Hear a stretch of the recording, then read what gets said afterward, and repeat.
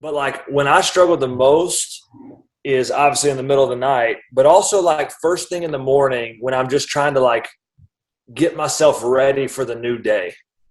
You know, like I feel like once I can get to about 8 o'clock, I've kind of caught my second wind and I'm like, all right, this is just what I got to do today.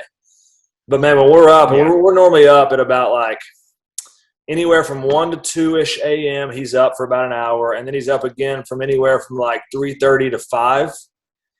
And then I try to get a quick nap again from like 5-ish to like 6:30. But that stretch right there is the most brutal for me personally. So are we grabbing coffees? Are we drinking energy drinks? Are we just are we? I got a question. So are you guys bottle feeding? Too. So we're my wife is you're not a dad. You're not a dad. I know, but that's what I'm saying. I got questions because I'm not one. So the question to your question, Asa, yes, coffee is I'm definitely drinking more of it for sure. Yeah. But I'm still a guy. I don't like to be dependent on something. Yeah. So there's still days where I try to go without it. And those days are hard right there. But Nate, she's breastfeeding, but she's also like pumping, and so like we're using bottles too. We're doing both, and so I don't get the free hall pass in the middle of the night because we're bottle feeding in the middle of the night, and so I'm up doing the bottle feeding in the middle of the night. Yeah, so my wife is I got the hall pass right now. You know, she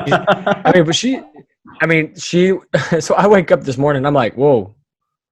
And I'm just exhausted, but I'm like, well, I haven't woken up since 12. He's crying right now. Sorry.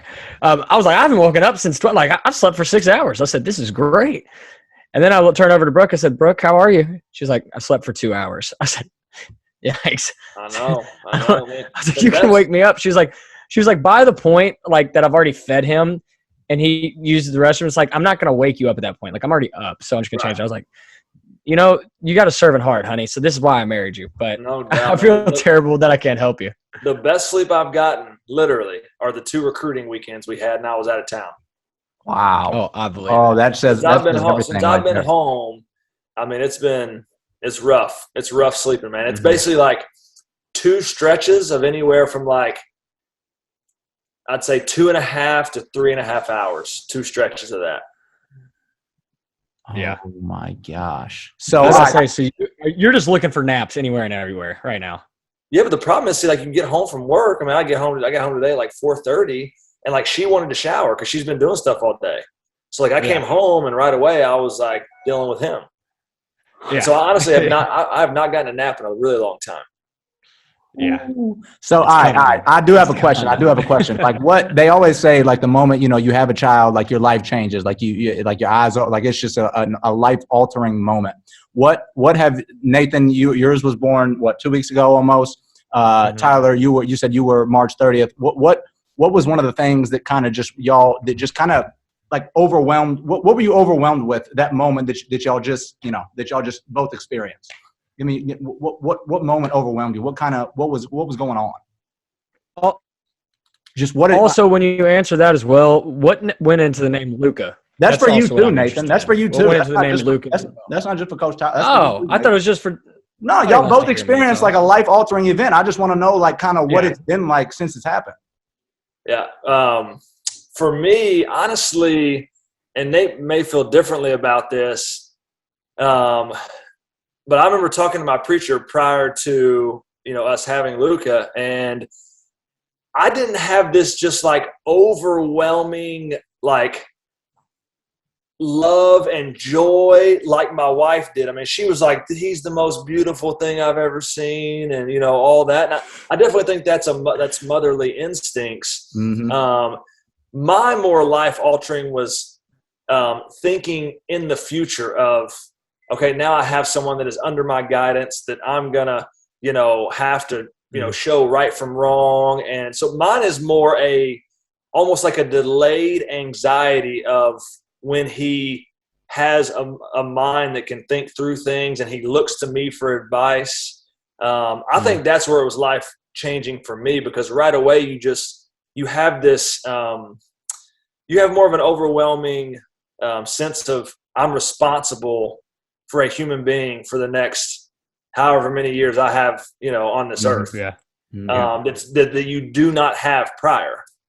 And then, Nate, to your question, Luca, so my wife is from former Yugoslavia. Her mom was Croatian, dad Serbian. Or no, her mom was Serbian, her dad Croatian. And so she wanted to use names from her home country. Mm-hmm. And she also loves Luka Doncic. That's her favorite NBA player. And so he wasn't really named after Luka. We more so just liked the name. But a lot of Lukas currently are Luca because that's kind of the Americanized version. But we went with Luka Luka from her home country. There we go. That's awesome. Yeah. So that was going to be my next question: is did it come from did you get it from Luka Doncic? So that's great. Hey, Asa, what'd you say? Your turn. You got to answer the question too. You had the same thing going on. I want to hear your perspective. Yeah. To bounce off you, Tyler. So mine was more.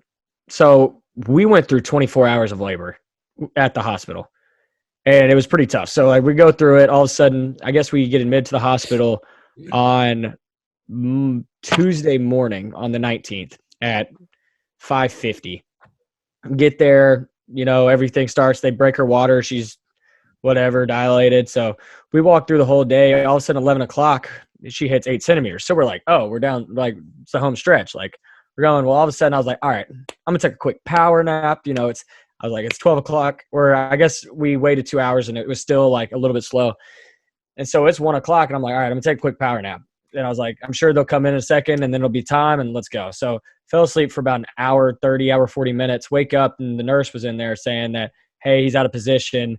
You can try some different positions, see if he'll move. But right now we can't get him out and we're going to have to do a C-section if anything doesn't change. So Brooke had, we approached the 24-hour mark, which is a risk of infection. So we had to go into C-section. We had to have a C-section. And I don't know why Brooke had to have the C-section. C-section babies. Yeah, there you go. Yeah, same for us. We did the same thing. Oh, really? Yep. Was it a planned C-section or? It was planned because he was breech. He never turned the whole time. So, yeah. Yeah. That's what my nephew was. He was breech.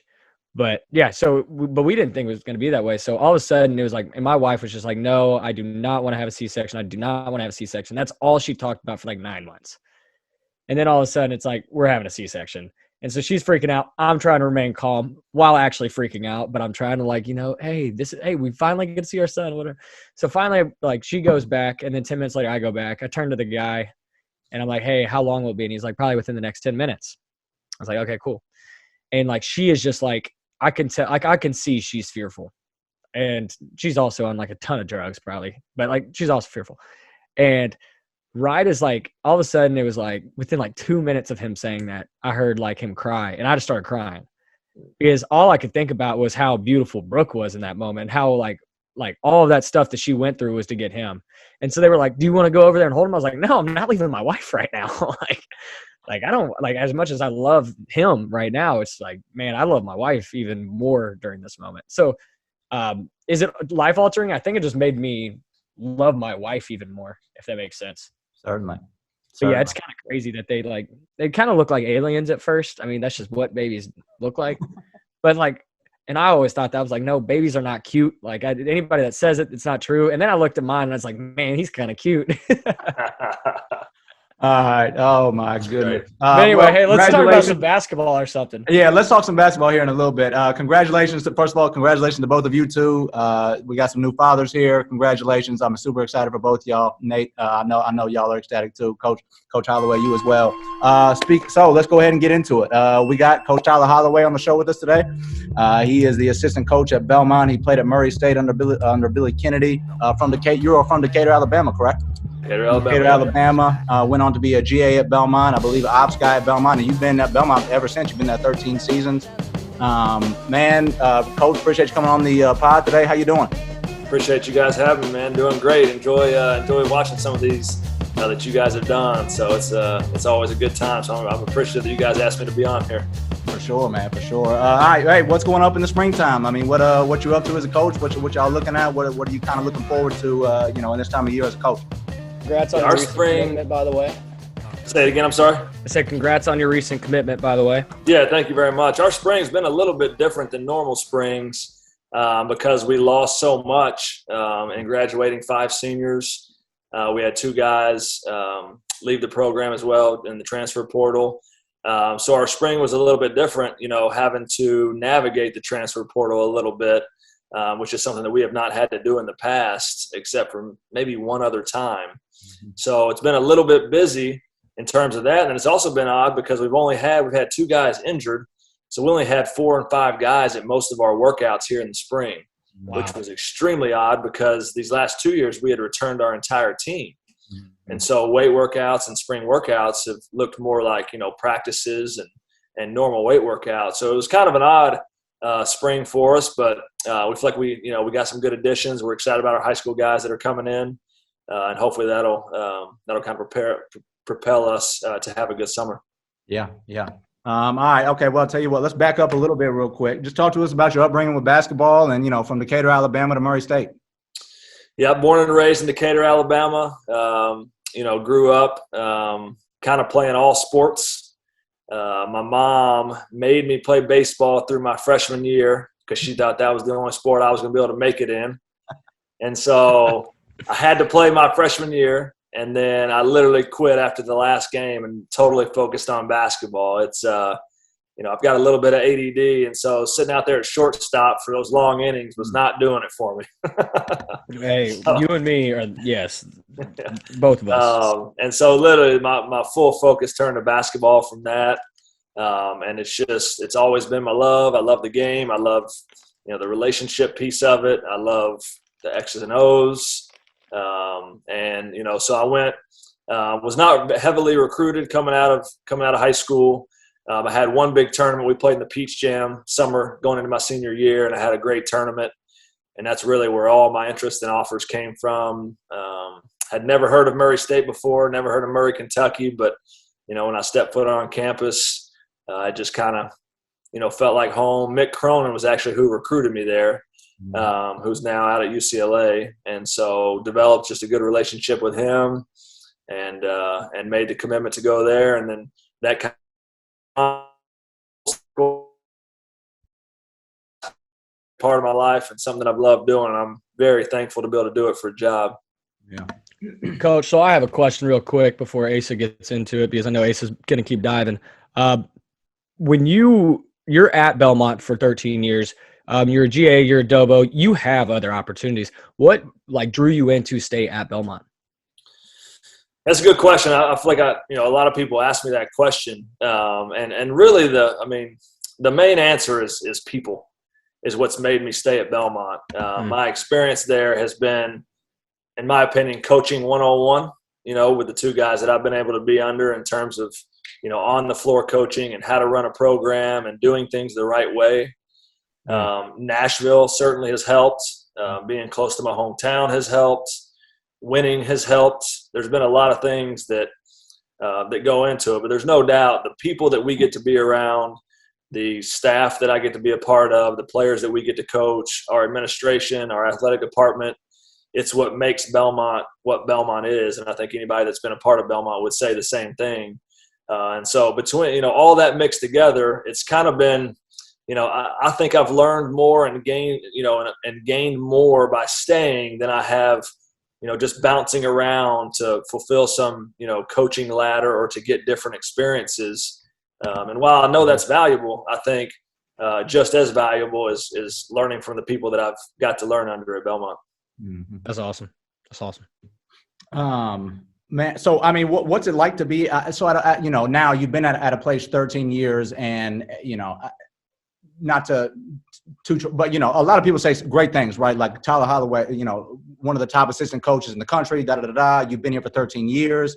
How do you kind of control your emotion? I kind of maybe want. I know it's hard to leave Belmont. I'm kind of maybe want my own chance, my own opportunity somewhere. And as opposed to, being where you've been at for so long, kind of how do you decide when is the right time to maybe take on that new start somewhere else in your role, given the fact that you do have such a presence within the Belmont program. But then also I'm sure you got your own goals and aspirations as well. Kind of how do you just navigate that? Yeah, I don't think there's a crystal ball for it, and I don't know if I have an exact answer for your question. I think it's a great question, but I've always been very big on being where my feet are, doing the absolute best job I can do where I'm at, pour into our guys, whatever Coach Alexander needs from me, trying to do that to the best of my ability, and kind of letting that take me where it takes me. Yeah, I have had other opportunities that I've not, entertained but not ended up taking. Simply kind of to go back to the question that Nate asked me is, I just feel like I'm learning and gaining and preparing to become a head coach with the experience that I'm getting on a day-to-day basis in a really good program, and knowing how to win. I think there's a lot of places that don't necessarily know how to win. Yes. And I think being a part of a program that knows how to win in a lot of different ways with a lot of different faces in different conferences, I think that is extremely valuable to my resume, and something that you can't really, put on a resume. And so, it would have to be a really good situation with really good people that would, steer me away from as good of a situation as I think personally Belmont is. Yeah. So I guess you got to Belmont when they were in the ASUN, correct? That's correct. 2010-11 was my first year. And was Murray, which conference was Murray in when you played? Was that the OV? They were still they've been in the OVC for quite a while now. Okay, so you went OVC, ASUN, Murray, one of the original OVC, and then Missouri Valley. That's correct. Yep. Asa, what were you saying? I was just saying, wasn't Murray one of the original OVC teams? Am I correct or am I wrong? It's been they've been in there for a while. Yeah. I don't know what year it was, but they've definitely been in there a long time. Yeah, that's awesome. But so I guess my question was, what is this new jump? What does that look like for you guys? Have you guys had to shift your mind? It's like you guys have been playing I guess the same teams for a while now, and all of a sudden now you're taking that leap into the Missouri Valley, a great conference, a tough conference, like one of the, I guess, top 15 probably conferences, top 10 conferences in the country. How does that outlook change for you guys, and being able to build, like what you said, it's like you guys know how to win. How are you going to be able to take that culture into the Missouri Valley? Yeah, well, you talk about how tough a conference it is. These last couple of years, it's been either the 10th or 11th ranked conference. The Missouri Valley and the A-10 have kind of switched back and forth. So it's a really hard league. I think Belmont was ready for this move. I think, the ASUN and the OVC were great for us. They prepared us very well. But this was kind of just the next natural step for Belmont. But there is no doubt it's going to be a difficult step, because you go from, a league that maybe was ranked, in the 20s amongst conferences to a top 10 conference in the country. So, I think we're ready for it. I think we have the resources that we need to be competitive in it. But there's no doubt there's going to be a little bit of a bump in the road, just trying to kind of navigate through the new reality of that, how tough that conference is. It's a conference that's it's a grinded out league. It's, there's a lot of low scores at times, or very physical league. And so there's going to be some things that we're going to have to kind of learn on the fly and adapt to and whatnot. But I think our guys are ready for it. We're going to have a brand new team next year. We have 8 new guys coming in. So that is another piece to it that's going to make it a tough transition. I think that our guys are up for the challenge of it, and I think it's a league that, we can certainly be competitive in. But it's gonna be a tough step for us. But I think everyone involved is ready for it and excited for it, and everybody watches Arch Madness in March, and so that being a part of that is going to be extremely cool and awesome for our guys. So it's great. We're all excited, administration wise, athletic department, our guys, our staff, and we're definitely preparing every day to do everything we can to step in there and be competitive as we can be right away. And I know you guys will be. And to me, it's just, you can't even begin to I can't begin to understand what losing the pieces that you guys had this past year. Like, that is something that Belmont in general is not used to. One, because they haven't had, 4 or 5 fifth-year seniors? 5. So, no team, for the most part, has had 5 fifth-year seniors.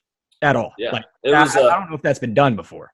Yeah, no, totally. It was a unique situation because they all ended up redshirting, you know, besides Luke Smith transferring in from Swanee. But it's a unique – I mean, we have been fortunate at Belmont to be old a lot. And this will be the first time in a long time that we're not, you know, we're not necessarily old. Yes. You know, we've got, you know, 2 transfers coming in that are old, but they haven't been a part of our program yet. Exactly. You know, and so, you know, thankfully we've got an all-league, well, who we think is an all-league guy in Ben Shepherd, you know, in the Missouri Valley Conference, and maybe a potential player of the year, you know. And so, you know, that gives us, you know, hope and a good chance for sure right away. And there's no doubt we're going to depend on some of these young guys and, you know, things like that to be able to, you know, be as competitive as we want to be. Yeah. And the reason I brought that up is because, I mean, a lot of people that might not be in the college profession might not understand, like, okay, well, why don't they just like they should be able to reload immediately. And now the way that everything is transitioning into the transfer portal, it's just not the way that Belmont basketball has done it in the past. Now they have been in it, but it's not like they've relied on it. They've gotten freshmen, redshirted them, but they've had that ability because of the amount of scholarships, because they didn't have 5 fifth-year seniors. So they were able to put it in the redshirt. So I guess like navigating that situation is got to be, I mean, obviously it poses its own challenges. But what is like something that you guys are just like adamant about right now is like, okay, this is the next step. This is what we have to do, and we have to do it as soon as possible and just like stay on them, or like, I don't know. I'm going to sit back and I'm just going to let you talk. Well, the transfer portal has definitely made things extremely interesting. And like I said earlier, I mean, it's the first time that we've ever had to kind of navigate through what that looks like. I think the thing that we don't want to do as we transition conferences and as the transfer portal really takes off and all the NIL talk and all that is we have to stay true to what's made us really good. You know, I remember when I was with Coach Bird and we were transitioning from the Atlantic Sun to the OVC, you know, everybody was like, oh, man, you're going to have to recruit a different type of player. You're going to have to do this. You're going to have to do that. And Coach Bird is kind of, I mean, we're going to be who we are. We're going to recruit the same type kids. We're going to continually try to get – I think that worked. Yeah, you know, we're going to continue to try to get better players as we try to every year. And that would be my answer to your question is that, you know, we have become who we are by having a program and not just a team that we reload with every year, and that we have a program of culture, a program of selfless people, you know, all the way from coaches to, you know, GAs to managers to players. And I think that is what will drive our success no matter what league we end up being in, you know, even further down the road. If we're in the ACC one day, I think we have to stay true to our values and what's made us who we are. And if we go away from that, then that's when you can get into some roads that, you know, you don't know what it looks like on the other end of that tunnel. No, yes. Yeah. No, you could have answered that better. I mean, I think there's too many people get caught up in what's going on. And I mean, I still am a huge believer if you have a good culture, like a legitimate, I mean, Belmont has a great culture that has sustained time. I mean, time and time again, it has sustained. It's just like, you just keep doing things the right way. And I mean, I obviously I think the world of you guys, so I know you guys are going to get it done. But I hope so. But my Bisons are coming. I hear you. You mentioned how to win earlier, and you pretty much answered the question. But I want to ask it this way anyway. What is Tyler Holloway's answer to how to win? You've been in a place like Murray State. You've been in a place like Belmont. Just clean cut. Like what's your answer to that question? What's your mission statement to that? Yeah. Well, obviously winning is hard. But I think when you're in a program or a business or an organization that has been successful, I think just winning breeds winning. Now, that's not to say when we put on a jersey, we're just going to go show up and win. Yep. But, you know, I think back to, you know, some Nick Saban stuff when it's like, hey, it's not just about winning. It's about how you go about winning. You know, it's the standards that you hold yourself to. It's the way that you win. It's the way that you lose. It's the sportsmanship that you show. You know, I think all that stuff breeds winning. And I think obviously, you know, good people and selfless people and people that winning truly matters. I mean, I think about a guy like Grayson Murphy that we've had the last 4 years playing. I mean, the guy simply only wanted to win. That's it. He did not care about any award.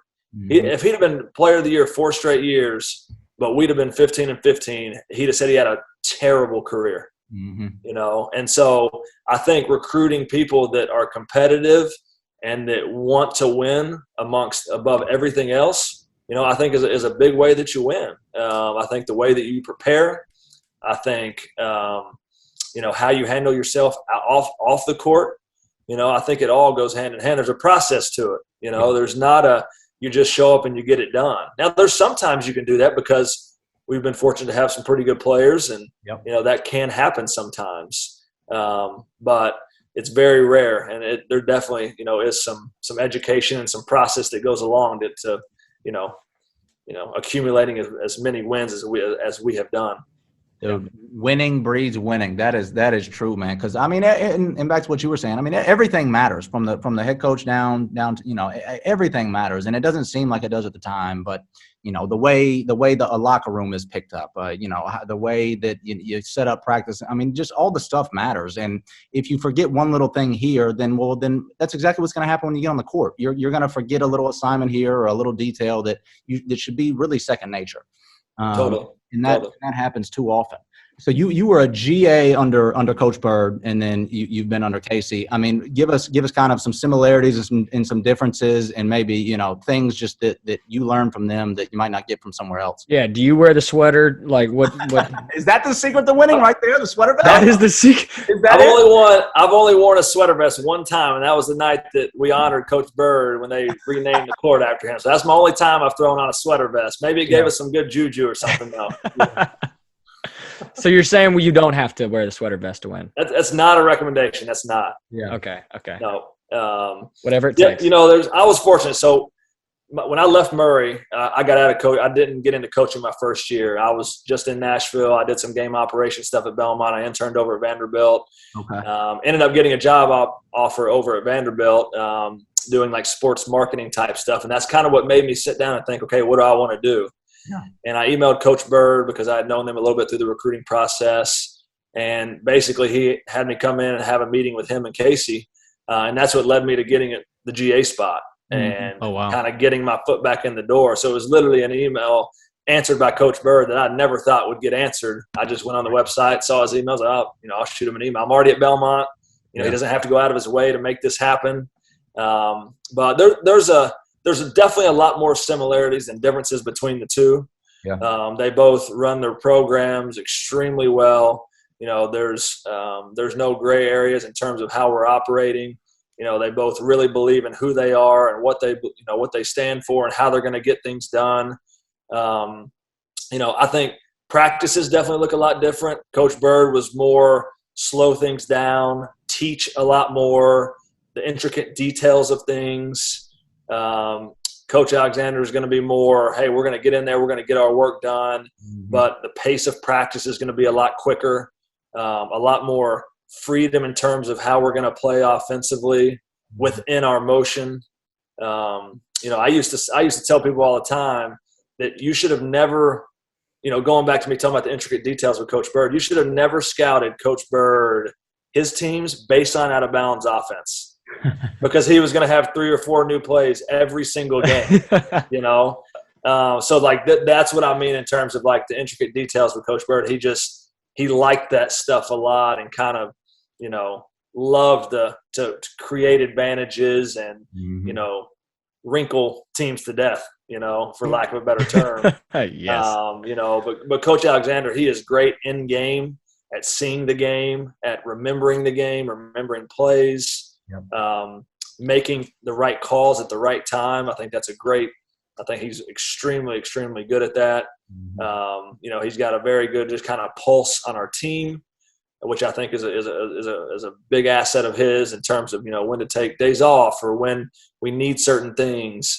So there's, you know, I could probably answer that question, could take up this entire podcast because there's so many things I've taken from both guys. And that's kind of the beauty of me being here 13 years is that, you know, I don't know if I could answer that question with a full podcast if I just bounce around to different places. Maybe I could, But I'm very thankful that my answer to that can be very long-winded because I've been under two guys that I've just learned a lot from. Yeah. I mean, it speaks highly. It speaks highly of them that you would even talk that way. So you could bring up a different point every day of the week if you needed to. I mean, no question. It kind of makes you think differently and think of things. You have to deliver it from a different. You have to come in a different door almost. You know what I'm saying? For sure. You got to kind of think the way that you think differently. Nate, we're talking about COVID Zooms and how I told him that I wouldn't pay him for it, and he said that they weren't, and eventually they had to. And anyway, we were talking about COVID Zooms. I was talking about how it kind of made you think differently outside the box. You kind of had to come up with different ways to be creative and give your delivery to a recruit. Well, yeah. I mean, hey, look what we started during COVID, Asa. Yeah, we started a podcast. I started a Lee Men's basketball podcast because I didn't think we could get out in the community during COVID. That's why I started the Lee Men's basketball podcast. And then I already had the equipment. I was like, Asa, let's do the Mind of a Coach podcast. Yeah, that's great. So then here we are. And then he's flipping ran with it while I've been kind of just a tag along. Coach, what's it like? I mean, so you graduated from Murray in 2009. They had – so it basically goes like you, Isaiah Cannon, Jonathan Stark or Cameron Payne, Jonathan Stark, and then you're at the beginning of like a long list of basically NBA players. They basically just got a bad player out of there and then started signing a bunch of NBA guys is what they did. I don't need to be mentioned with those names. but at the same time, I say that to say, I mean, you kind of set one way or another, you set a foundation, right? For some guys that came in, like there was a way that you did things that obviously, paid off and it's showing now. Like there was a way that you did things and they were able to bring in guys after you to, do what they did. And I think that's cool for you to be a part of that lineage. For sure. I mean, the neat thing for me going to Murray, I wouldn't change that decision for anything. My time at Murray was incredible. I loved, everybody there. The basketball program is so supported by the community. But the tough part that I had to go through is I was recruited there by Mick Cronin. My freshman year, we went to the NCAA tournament, played North Carolina, and that's when he left and took the Cincinnati job. Got you. And so, transitioning in, to another coach, another style of play. And so we had a lot of guys leave during that transition. And so my sophomore year, it made it tough. We fielded a team basically almost right before the season started. And so we kind of played catch up because of that my last 3 years. Mm-hmm. And honestly, Billy Kennedy's had a lot of great coaching seasons, but us going 16-14 my sophomore year might have been his best of all because of the team that we had to field basically last minute. I mean, it was me and two other scholarship guys, and that's all we had. Mm-hmm. And this was before the transfer portal was out there, and you could almost just, piece together a team and make it happen, Yeah. So that's what made it hard my last 3 years was just I loved playing for Billy Kennedy, but it was a tough transition at that time to go from being as good as we were my freshman year and being in a program that's historically been, really good. Yeah, they had a ridiculous amount of 20-plus win seasons in a row. I mean, it was definitely. And so, but that's what made it kind of tough my last 3 seasons. And then, I graduated and Isaiah Cannon came in as a freshman. And that's kind of when the steam really got rolling in the right direction. I mean, he changed everything. So that's why I say they got me, the bad player, out of there and got a really good player in there and started winning again. No way. Well, I'll tell you what I did. You weren't that bad. I saw today you had 230 or 210 threes or whatever and scored 1,000 points. So you weren't a slouch by any stretch of the means. Yeah, I could definitely fill it up. I could shoot it and couldn't play much defense, and that was about it. Hey, see, Tyler, let's go. Come on. I'm right there with you, Nate. Come on, baby. Let's do it. Coach, we'd like to do some rapid fire. Is that cool with you? I'm in. All right, man. Here we go. I say this is where last technical. Coach or player? Sorry, say it again. Last technical. Coach or player? What do you mean? I'm sorry. I don't know what you mean. Have you ever gotten a technical as a coach? Oh, last technical. All right, do it again. All right, Coach. Last technical. Never had one in my entire life. Not even playing? Not even playing. Nice. Wow. Cool, calm, and collected. That's I say right. I had one. I had one while playing. That was it. I'll tell you the story about one of mine in college after this. Okay, so I'm not going to ask this. The next one is, have you ever been kicked out of a game? That's a no. Nope. Ever dunked a basketball on a 10-foot rim? The best I ever was able to do was my junior year at Murray. I was able to go up and miss the dunk, but I couldn't get high enough to throw it down. So the answer is no, never dunked on a 10-foot goal. You put me on an 8-foot goal, though, I can do some LeBron stuff. Yeah, you can do some stuff right there. All right, okay. You are up 3 at the end of the game. They have the last shot. Do you foul or let it play out? I think it's dependent on your personnel. If I was at Belmont, I would probably let it play out. Yeah, okay. All right, are you leaving your best player in with 2 fouls in the first half? Yes, periodically. Periodically, yeah. All right, are you going for the tie or going for the win? Win. Win? No matter what. And I reference that back to a time when we played Murray in the OVC Championship in 2015 when we went for the win instead of the tie when we were down 2. Was it? And I just had some conviction with that, with Coach Bird doing it, and I like X's and O's a lot. So I know that at the end of games you have to have players make plays. I totally understand that, but I'm very into putting players in the right position to get a good look, and so I don't want that to be ego at all. But I like the challenge to try to go for the win and put one of our players in a really good spot to make the big play. Yeah, strategic, which goes into I'm going to bounce off this. Do you like chess? I've never played chess, actually. I just started playing. I'm getting you on it right now. Nate, I saw new wave. Chess is the new wave. I saw Yeah. your story or some other of you playing chess. So much strategy, it'll piss you off. I'll tell you. Right, too much. Yes, for real. Casual or professional on the sidelines? Casual, 100%. Yeah, there we go. It's one of the best things that happened with COVID in terms of our profession. Yeah, Agreed. Yeah, absolutely. Agreed. All right, early morning practice or evening or night practice? Early morning. Early morning. Yeah, get it over with. Yeah, get it over. Evening, that's tough, especially Nate and I now know with having a child, man. That's rough right there. You want to at least get home and spend some time with your boy. Yeah. 100%. All right, okay. If you were not coaching basketball, what would you be doing? I'd be a PGA Tour professional golfer. Perfect answer for the next. This is the golfing podcast. Perfect answer. Probably wouldn't be good enough, but that's what I would want to do. So, all right. I played 9 this morning, Asa. Did you really? Yes. Ooh. Played terrible. Just keep going. Yeah, I played Saturday. I couldn't find a fairway, and I played the previous Saturday. I shot an 88, so I was, okay. I was all right. All right. Well, Tyler, that's a perfect answer for this next question, which is, what is your handicap in golf? I'm normally around like a 10. I'm probably normally anywhere from, low 80s to high 80s, and like a bad round for me would be, low 90s to mid 90s. Okay. All right. That's amazing. All right. Okay. Should every team make the conference tournament? No. Why not? I think you should be rewarded for the work that you did during the regular season, and I think you devalue the regular season if you just allow everyone to make the conference tournament. I think the regular season is such a hard thing to grind through and to work through. That's why I think regular season championships are incredible and by far the best gauge of who the best team is. Mm-hmm. And I don't think rewarding teams that were bad during the regular season and, went whatever, say they went 0-18. I don't know why they would need to be rewarded in the conference tournament. Yeah, certainly.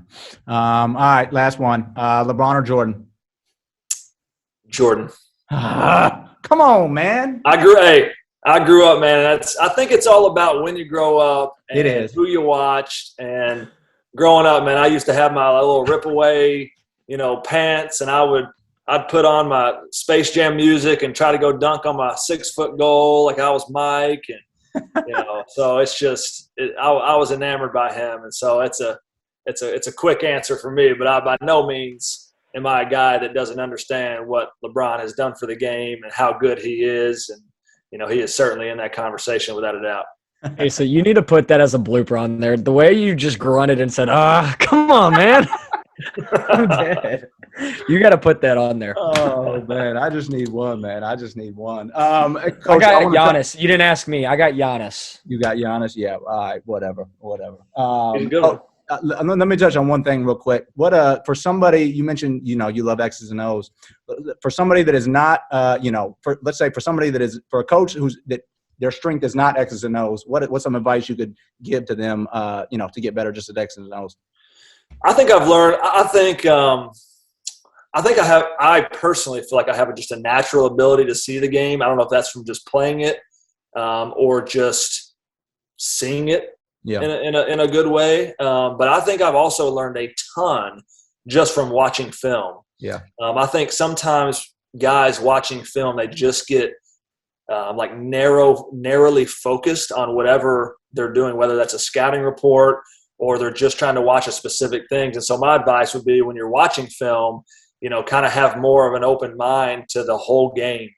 And I've seen plays by doing that. I've seen, I've added workouts to our position, my position guys, because of watching film. Yeah. And so to me, that's a great way to do it. And seeing, how people do certain things. Is there something you can pick up on that we could apply with our guys? So that would be, to me, a practical way to really understand the game and think through the game and see the game a lot better. Certainly. Great. Well, Nate, that's all I got, man. You got anything else? No, sir. All right. Well, Coach, man, again, we appreciate you coming on. Where can everybody find you on social media? Say it again now. Where can everybody find you on social media? Twitter, Instagram, whatever. You on social media? Yeah, I'm on Twitter. Coach T. Holloway is the Twitter handle. Coach T. Holloway, gotcha. Well, you can find myself on Instagram at the Ace of Spades with a Z on the end. You can find myself on Twitter at Coach Ace of Spades with a Z on the end. You can find Nathan on Twitter at Coach Nate Moran. You can find Mind of a Coach on Instagram at Mind of a Coach, and you can find us on Twitter at Mind of a Coach Pod. Coach Holloway, man, appreciate it again. Great to talk to you. Appreciate all the insight you gave us. Best of luck to you this year, man. I know it's going to be different. Y'all going to do a different conference, but good luck to y'all. Appreciate you guys. This is awesome what you're doing, and I appreciate you including me on this. Had a great time. For sure, man. For sure, man. Thank you. Talk to you soon. Thanks, guys.